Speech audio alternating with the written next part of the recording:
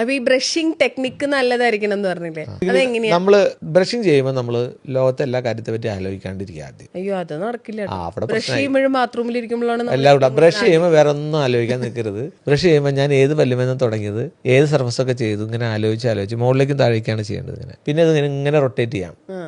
ഈ അറ്റത്തെ പല്ല് എത്താനായിട്ടേ വായ അടച്ചു പിടിച്ച് ചെയ്യണം, അല്ലെങ്കിൽ കയറൂല. വായ തുറന്നു കഴിഞ്ഞാൽ ഈ മസിലൊക്കെ വലിച്ചു പിടിക്കാം.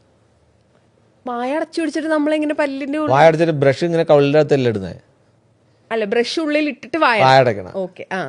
അപ്പൊ കവിളിങ്ങനെ നീങ്ങി കിട്ടും. അപ്പോഴേ ഏറ്റവും അറ്റത്ത് എത്തുള്ളൂ. വാ തുറന്നാൽ ഇവിടെ വരെ എത്തുള്ളൂ. അങ്ങനെയാണ് ഏറ്റവും അറ്റത്തെ പല്ല്. ഫുഡ് അവിടെ ഇരിക്കും, അങ്ങനെ കേടാവാൻ സാധ്യതയുണ്ട്. അപ്പോൾ ബ്രഷ് ചെയ്യേണ്ടത് ഇങ്ങനെ ചെയ്യുക.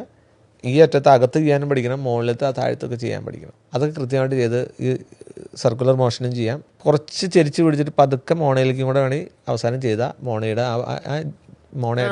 അവിടെ ക്ലീൻ ആവും. കൂടുതൽ ഇഞ്ചറി ചെയ്തത്. പിന്നെ ഫ്ലോസ് ചെയ്യുമ്പോൾ ഇങ്ങനെ വലിക്കരുത്, മുകളിലേക്കും താഴേക്കും അതും ചെയ്യാവും. കാരണം ഗം ഇഞ്ചറാവും. ഇങ്ങനെ ആക്കരുത് അല്ലേ? ചെന്നിട്ട് മുകളിലേക്ക് താഴത്തേക്ക് അങ്ങനെ ചെയ്യാവും. അപ്പൊ എത്ര നേരം പല്ല് തേക്കണം ടിപ്പിക്കലി? 3 minute maximum. അല്ലാണ്ട് ജീവിതം ഇങ്ങനെ കടിച്ചു പിടിച്ച് അവിടെ നടക്കണവരൊക്കെ വെറുതെ സമയം നമ്മള് പിന്നെ വർത്താനം പറയാ ചെയ്യണം.